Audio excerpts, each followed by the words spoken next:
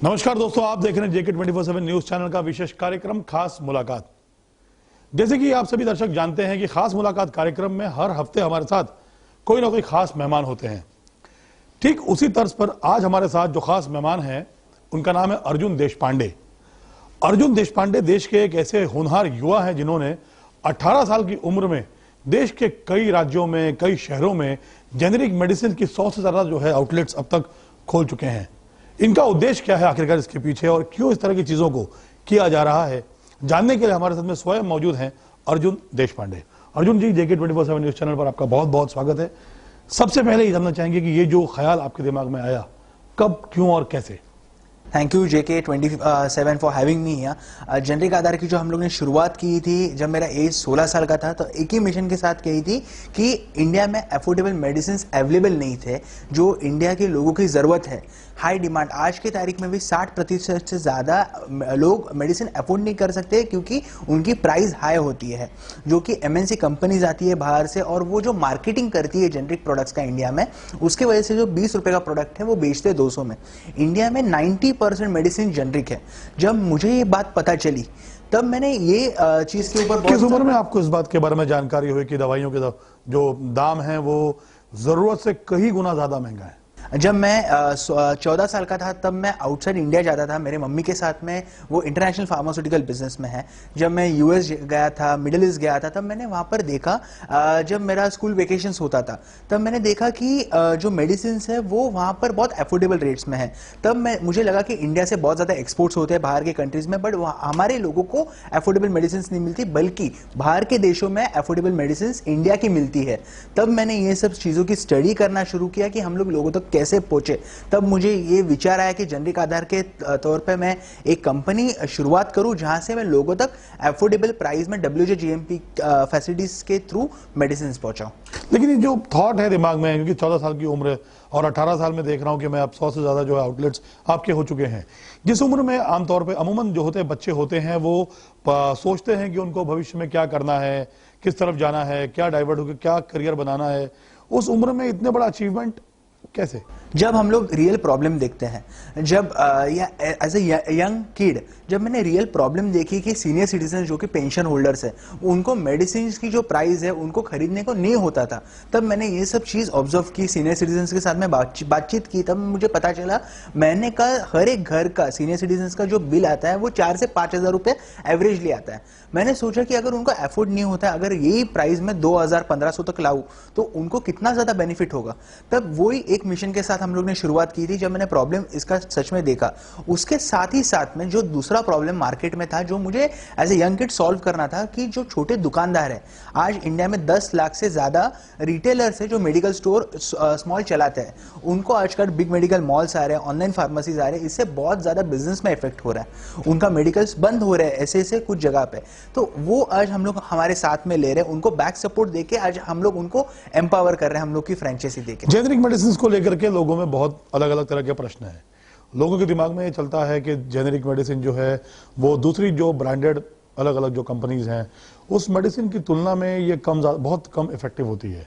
इसके बारे में जानना चाहूंगा कि बताइए कि ये मेडिसिन बनती कहाँ पर हैं और दोनों ही ब्रांडेड मेडिसिन और जेनेरिक मेडिसिन का जो दामों का जो अंतर है वो क्यों और कैसे?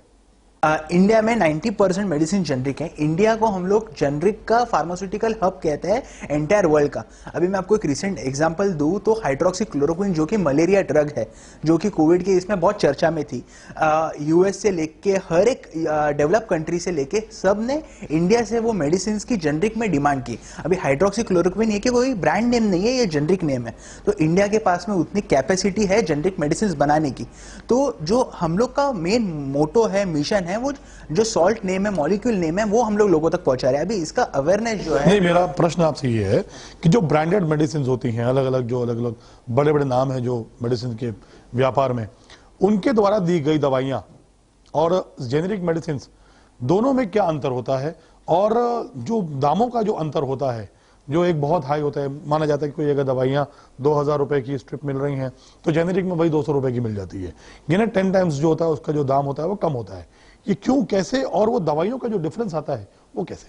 अभी जो ब्रांडेड कंपनीज है इंडिया में, उनका भी मेडिसिन जनरिक ही है, बट जब अगर एक एमएनसी कंपनी का जब उसके ऊपर नाम आता है तो प्राइस बढ़ जाती है। यानी आप ये कह रहे ब्रांडिंग हैं की कि वजह दोनों से की जो मैन्युफैक्चरिंग है वो एक ही जगह से होती है। WHO GMP से ही होती है। मैंने आपको जो हाइड्रोक्सीक्लोरोक्विन का एग्जांपल दिया, यही चीज बताने के लिए दिया कि इंडिया में वो प्रोडक्टिविटी है और इंडिया में जनरिक मेडिसिन से बिके जाते हैं, बेचते हैं लोग। सिर्फ वो जो ब्रांडेड कंपनीज का कोई नाम लगता है तो वो प्रमोशन इतने होते हैं, इसकी वजह से जो कॉस्ट है, हमको भी वो प्रोडक्ट मिलता है 20 रुपए में, उनको भी वो मैन्युफैक्चरिंग से मिलता है 20 रुपए में, बट वो जब उनका नाम लगता है तो सब जो मार्केटिंग का कॉस्ट है वो सीनियर सिटीजन के जो हमारे कस्टमर है उनके ऊपर डाल देता है। जो अभी तक आपने जो आउटलेट्स ओपन किए हैं उसमें आमतौर पे दवाइयां जो होती हैं वो दूसरी दवाइयों की दुकान के मुकाबले कितना डिफरेंसेस है उसमें? हम लोग जनरिक आधार के स्टोर्स पे up to 80% lesser price as compare to branded medicine हम लोग देते हैं।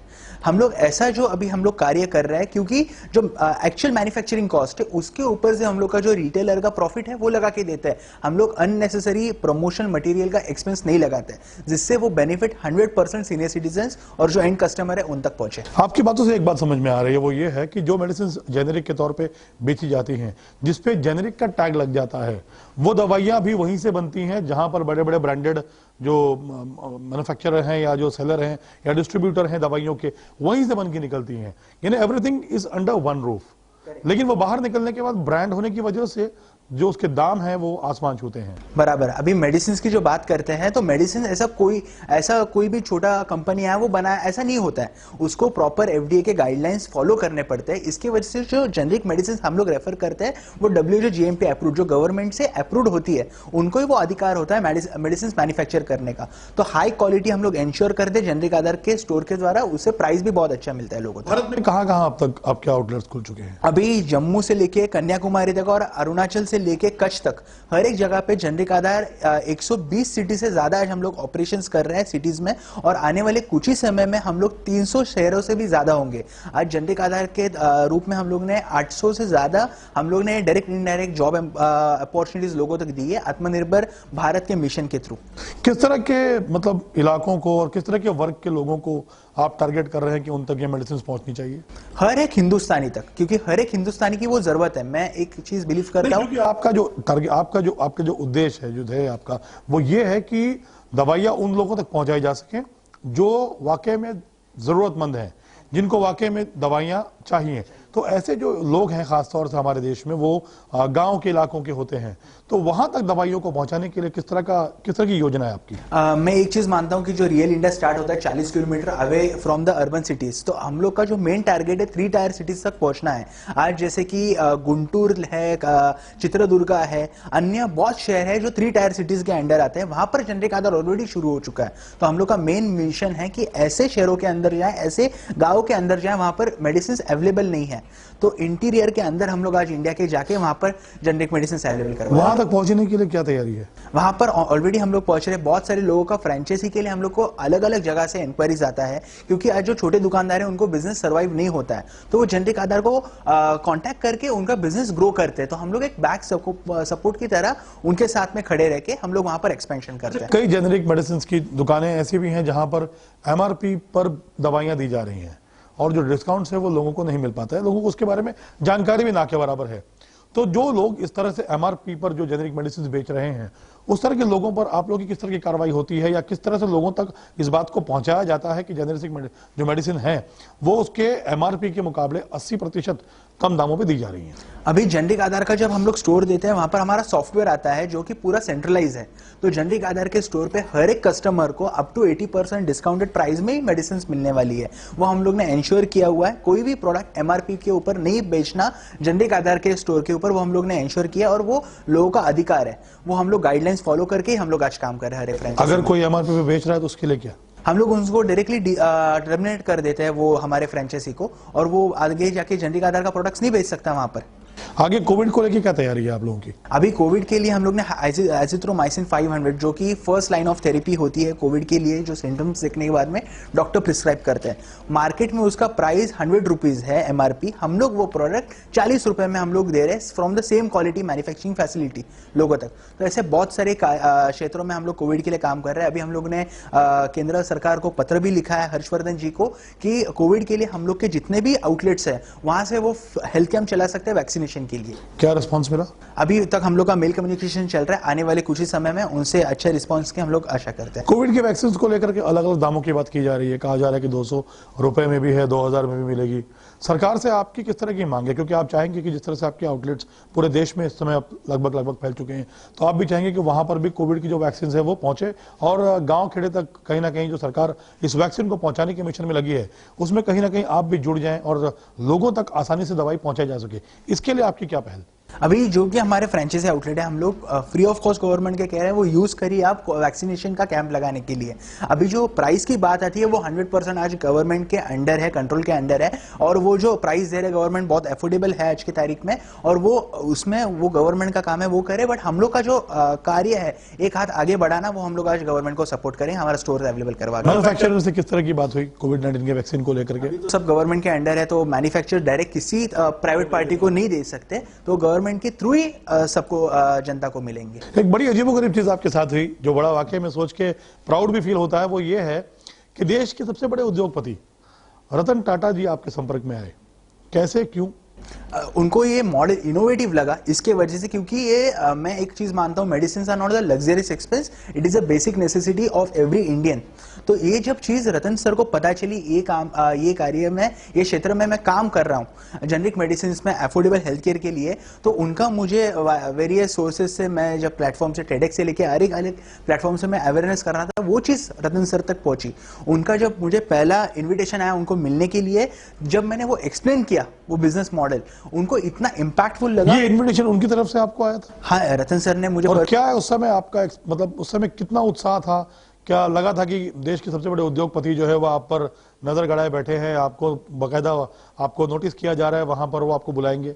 एक जब हम लोग अच्छा काम करते हैं तो बड़े बड़े लोग, अच्छे अच्छे लोग वो नोटिस करते रहते हैं, बट हम लोग को वो कार्य आगे करना रहता है। ऐसा नहीं कि सिर्फ सोच के कोई तो हमको देख रहा है, हम लोग को मन से वो चीज करना रहता है। हम लोग अभी 26 जैन और 15 अगस्त को हर साल मेडिकल हेल्थ कैंप लगाते हैं फ्री सीनियर सिटीजन के लिए।